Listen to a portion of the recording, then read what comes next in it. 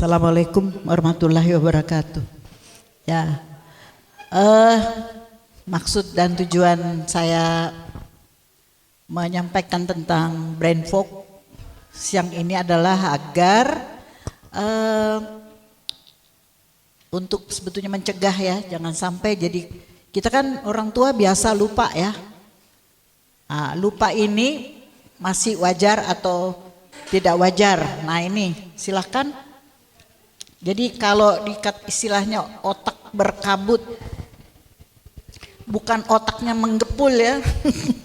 Kalau penuh pikiran kan otaknya menggepul. Kalau ini masih berkabut aja. Silahkan lanjut. Apa sih? Kalau kita di sini, jadi maksud saya tadi lupa adalah suatu hal yang wajar bagi usia lanjut ya.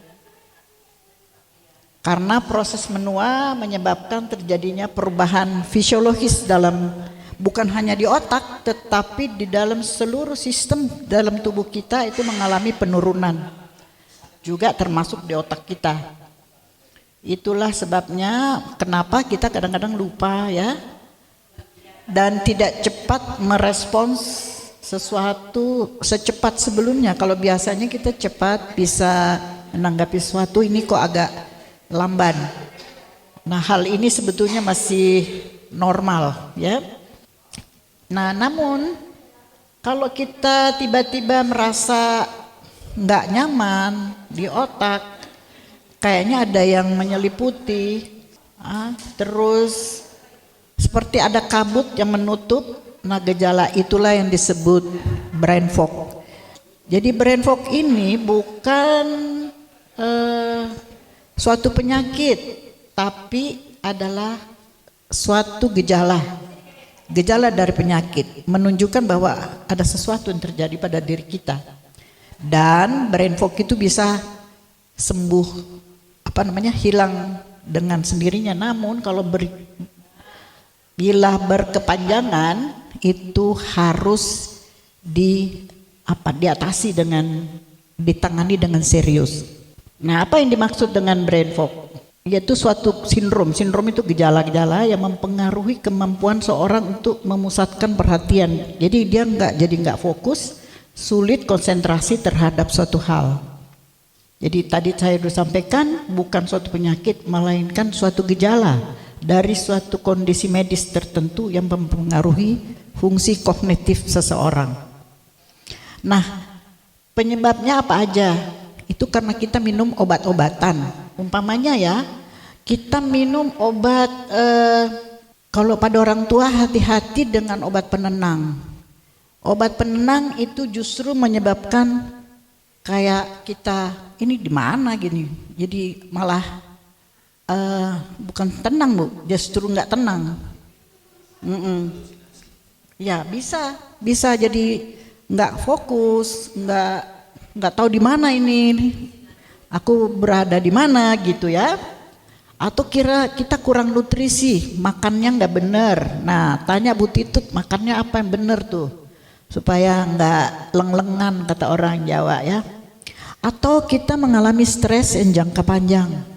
Stres sebentar nggak apa-apa, tapi stres kalau berkepanjangan itu juga menyebabkan kita nggak fokus, nggak konsentrasi.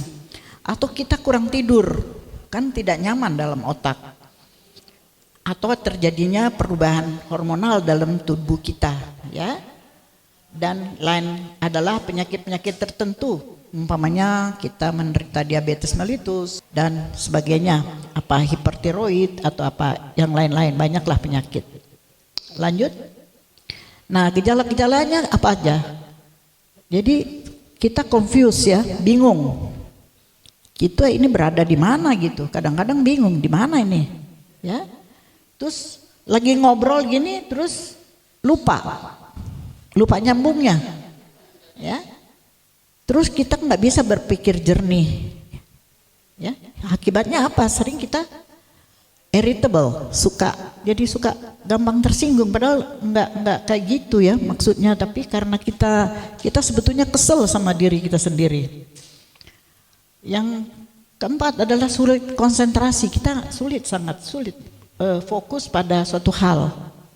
Terus lamban, kalau dia tanya itu tadi lamban untuk merespons. Atau kita ngomong juga jadi lamban, ya. Ini artinya ada sesuatu yang terjadi di dalam otak kita. Lanjut.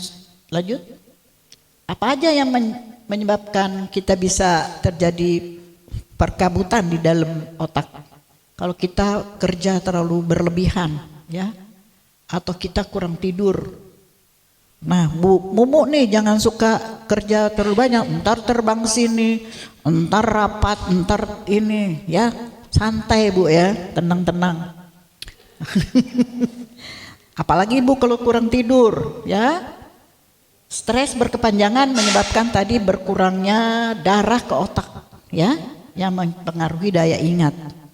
Atau kita terlalu banyak menggunakan komputer. Nah, ini siapa yang suka main HP, tablet, ya, mengakibatkan radiasi elektromagnetik ke otak kita. Itu juga akan mengganggu. Jangan kebanyakan main HP, ya. Sopo yang bisa tidur terus main HP, ayo. Sopo? Siapa?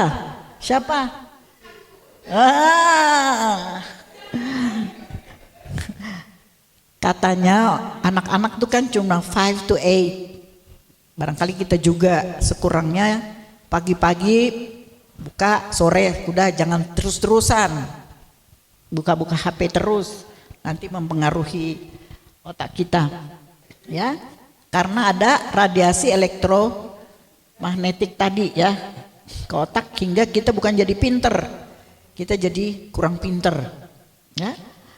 Terus kalau adanya penyakit tertentu seperti tadi kita menderita diabetes atau hipertiroid atau penyakit-penyakit lain, itu juga akan mempengaruhi, atau sakit ginjal kronis, itu juga akan mempengaruhi kita punya kecerdasan lah gitu. Atau kita mengalami dehidrasi, kurang minum, ya, itu menyebabkan juga mengurangi kemampuan untuk konsentrasi.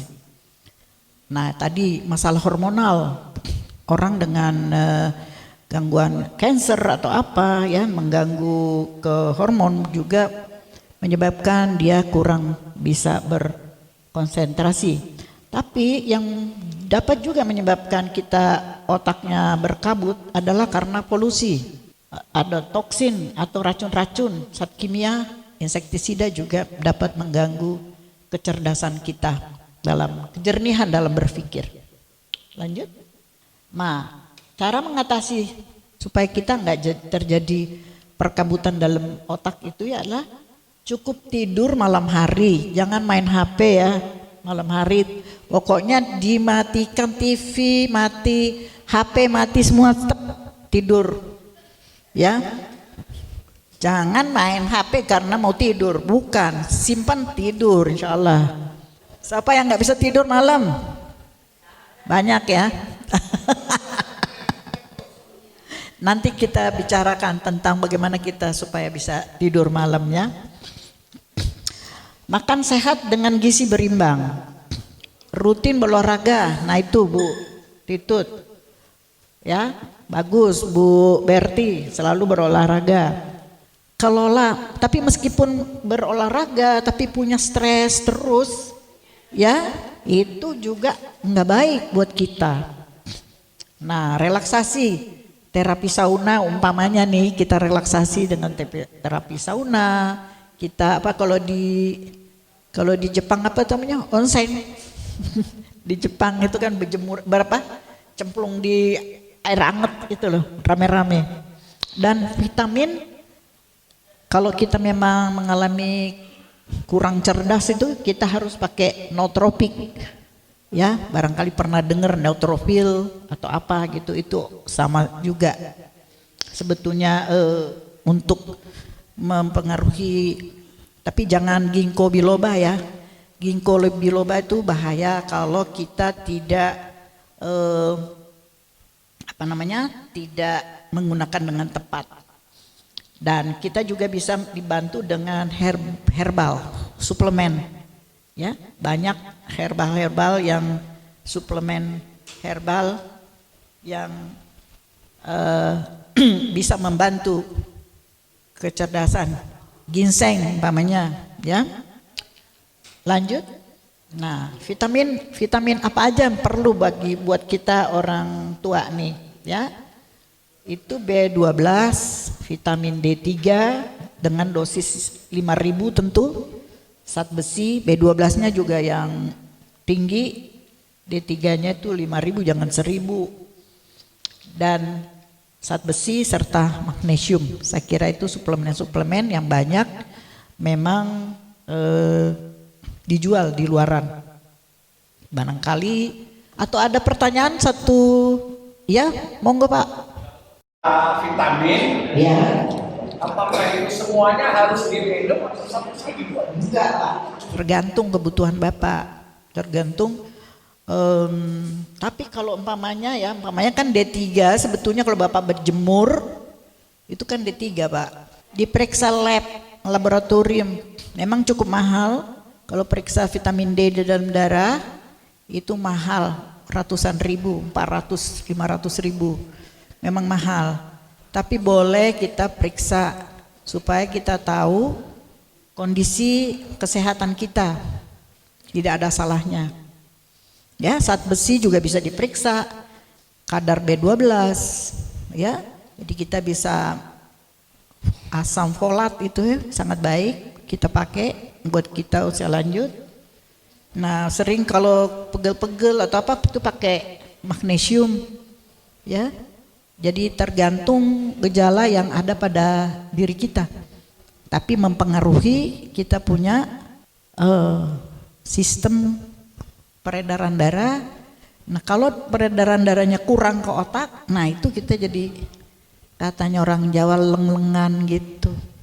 Oke, terima kasih. Barangkali waktunya cukup. Baik. Kita lanjutkan dan saya kembalikan kepada MC.